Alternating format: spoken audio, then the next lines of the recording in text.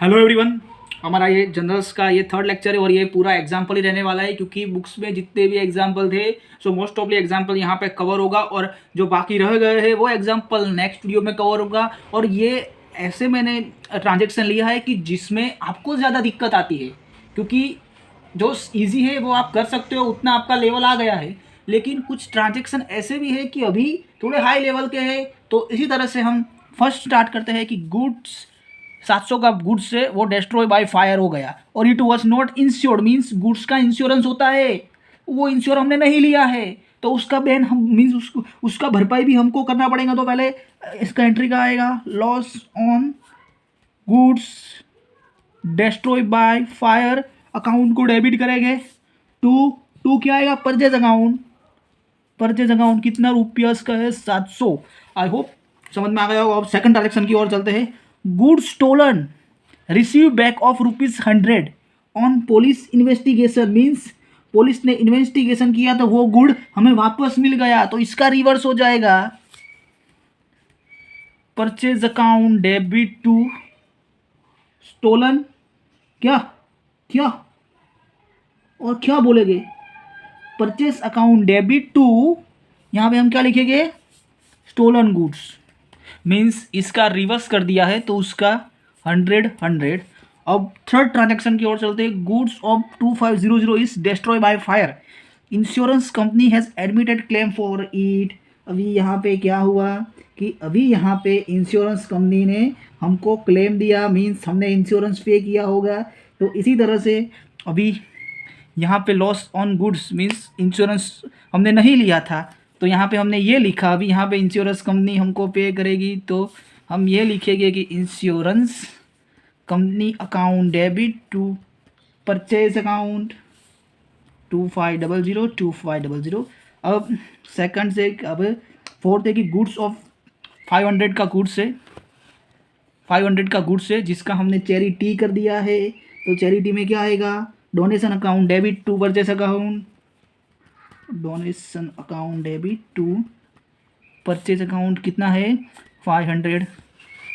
Then good receive on 22 sold and realise 300, good receive on 22 and realise 300।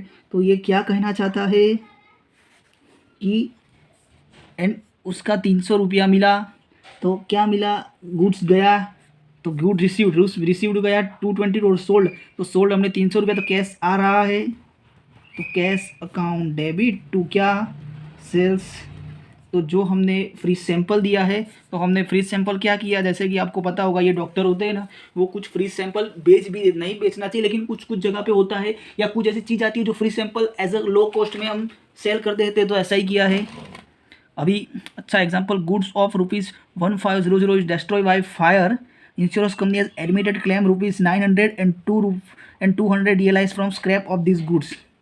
ये transaction बहुत बढ़िया है, means इससे क्या होगा, बोलो इससे क्या होगा, इससे हमको जो उसका इफेक्ट कैसे दिया जाता है ऐसे ही पता चलेगा, क्योंकि ऐसे ही सम होते हैं जहाँ पे ऐसे ही ट्रांजेक्शन दे देते हैं। एग्जाम में ये लोग वही करते हैं कि 5 ट्रांजेक्शन ले डालते हैं, लेकिन उसमें 1-2 ट्रांजेक्शन ऐसे डाल दिया तो हमारा 32 गुल हो जाएगा, और इसी तरह हमारा टोटल नहीं मिलेगा, और टोटल नहीं मिलेगा तो उसका भी मार्क जाता है, ये एंट्री नहीं आई उसका भी मार्क जाता है। तो हमें ऐसे ट्रांजेक्शन पे ज़्यादा फोकस करना है। तो यहाँ पे क्या आएगा, पहले तो फर्स्ट इंश्योरेंस कंपनी अकाउंट, तो इंश्योरेंस कंपनी एडमिटेड क्लेम 900, तो इंश्योरेंस कंपनी अकाउंट का पहले 900 लिख दो। देन कैश में कितना है, उसका रियलाइज उतना हुआ ना, तो 200 यहाँ पे लिख दो। तो देन पता चलेगा कि 900 और 200 यहाँ पे हो गया, तो कितना हो गया, 1100 यहाँ पे ख़त्म हो गया, और 15,000 का डिस्ट्रॉय हुआ था। तो अभी कितना माल, कितना गुड्स रह गया, 400 रुपये का, मीन्स 1100, 1200, 1300, 1400, 1500, मीन्स 400 रुपये का वो मेरा लॉस हो गया। तो लॉस बाय फायर कितना रुपया, 400 रुपये का मेरे को लॉस हो गया। टू परचेज अकाउंट कितना रखने का मेरे को, 1500, मीन्स 900 रुपये का हमको जो प्रीमियम पे किया था उसका उन्होंने ये दिया। अभी ये भंगार बच गया था, मीन्स स्क्रैप वैल्यू बच गया, मीन्स स्क्रैप बच गया था, वो हमने भंगार वाले को, कबाड़ी वाले को दिया, तो उसका 200 हुआ, मीन्स उतना तो माल का निकल गया, और ये 400 रुपया हमको लॉस हुआ। मीन्स ये बहुत ही ईजी है। अभी चलिए नेक्स्ट की तरफ चलते हैं हम, जैसे कि 7 goods of 600 is destroy in rain which is sold for 200। सो यहाँ पे गुड्स ऑफ 600 वो डेस्ट्रॉय हो गया है और सोल्ड फॉर 200 मीन्स 200 हमको रियलाइज़ हो गया है। तो क्या क्या हम एंट्री क्या पास करेंगे? फर्स्ट तो कैश अकाउंट डेबिट 200, देन हम क्या पास करेंगे? Loss on rain to debit कितना 400 लिखेंगे या 600 लिखेंगे? कितना लिखेंगे? 200 रुपया तो हमको मिल गया है, तो हम कितना लगेंगे? 400 to purchase 600। Next transaction, a cheque of 800 issue to Param as a final settlement. Means final settlement ये सेटलमेंट होता है कि जैसे कि मेरे को 815 रुपया 815 का है, लेकिन मैं 800 रुपये में वो सेटलमेंट कर देता हूँ, तो उसको हम बोलते हैं फाइनल सेटलमेंट। सो उसका एंट्री क्या आएगा? ड्राइंग आएगा। क्या आएगा? ड्राइंग आएगा। क्या आएगा? ड्राइंग आएगा। क्या आएगा? नहीं भाई, ड्राइंग नहीं आएगा। यहाँ पे आपको पता हो कि चेक इश्यू किया है, किसके नाम पे इश्यू मीन्स परम। परम ले रहा है। परम क्या कर रहा है? परम ले रहा है, तो परम को डेबिट करो, परम अकाउंट डेबिट। और दूसरा क्या आएगा? क्या मिल रहा है परम को? कैश मिल रहा है या चेक मिल रहा है? भाई चेक मिल रहा है तो बैंक में आएगा ना। अब कौन सा है?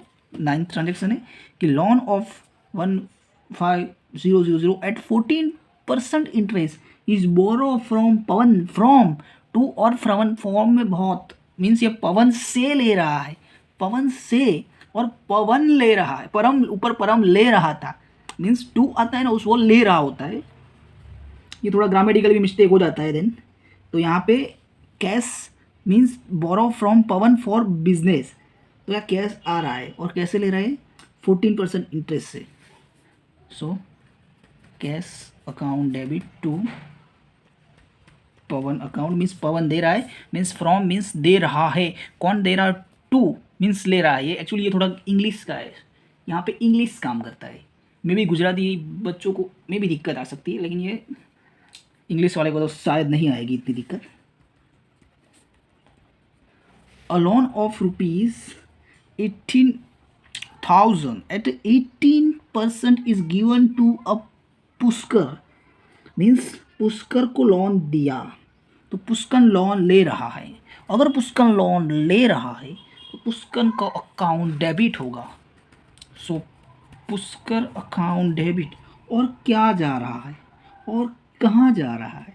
To cash account. Settle. I hope ये अच्छा लगा होगा। अभी वीडियो ख़त्म नहीं हुआ है, एक और हम देख लेते हैं कि डिस्काउंट, एक और हम देख लेते हैं कि डिस्काउंट क्या। डिस्काउंट दो तरह के डिस्काउंट होते हैं, ट्रेड डिस्काउंट, एक cash discount. Means trade discount वो होता है कि does not have any accounting, means उसका कोई अकाउंटिंग ट्रीटमेंट नहीं होता। अब कैसे ट्रीटमेंट नहीं होता कि जैसे कि टोटल प्राइस 5,000 है, तो उसमें से 10% इफ ट्रेड डिस्काउंट लेने को हमको बोला है, तो 500 माइनस करके 45 फाइनल फिगर हमको लिख देना होता है। वहाँ पे जनरल एंट्री हमको कैश डिस्काउंट ट्रेड डिस्काउंट की हमको नहीं करनी होती है। और जैसे कि कैश डिसमिस, इसका कोई एंट्री नहीं आता है, सीधा यहाँ से अमाउंट में माइनस होके फाइनल सेटल अमाउंट ही लिख देना होता है। लेकिन जो कैश अकाउंट होता है वो रिकॉर्डिंग बुक ऑफ अकाउंट होता है, और हमको कैश डिस्काउंट इसीलिए दिया जाता है कि अगर हम टाइम पे या पहले पेमेंट करें तभी ये हमको मिलता है, और उसका इफेक्ट भी आता है। और मैं बोला ना, अट्रैक्ट अ कस्टमर यार, at the time of the preparation of the invoice cash discount is not deduct, means ये कस्टमर को अट्रैक्ट करने के लिए, तो उसका एंट्री आएगा। और ये हो गया डिस्काउंट का, और ये अलाउंसेस का। तो अलाउंस ये है, ये फाइनल सेटलमेंट है। मैंने बोला ना कि वरुण और धवन में भी ट्रांजेक्शन हुआ था, जहाँ से 515 वो का था, लेकिन इन्होंने 500 रुपये में फाइनल सेटलमेंट कर दिया। मीन्स लेने थे 515, लेकिन 500 में फाइनल सेटलमेंट कर दिया, उसको बोलते हैं। तो अब नेक्स्ट ट्रांजेक्शन में इसका सारा एंट्री, अभी नेक्स्ट ट्रांजेक्शन क्या, नेक्स्ट लेक्चर आएगा, इसमें ये ट्रेड डिस्काउंट और कैश डिस्काउंट का जनरल एंट्री कैसे करते हैं, और थोड़ा जीएसटी का भी आगे एंट्री आएगा, तो ये वो नेक्स्ट लेक्चर में आएगा। आई होप आपको ये वीडियो अच्छा लगा होगा। तो अगर ये वीडियो अच्छा लगे तो इसे लाइक करिए, शेयर करिए और अपने ज़्यादा से ज़्यादा दोस्तों तक पहुँचाए, ताकि ये लोग वीडियो ये देख सके।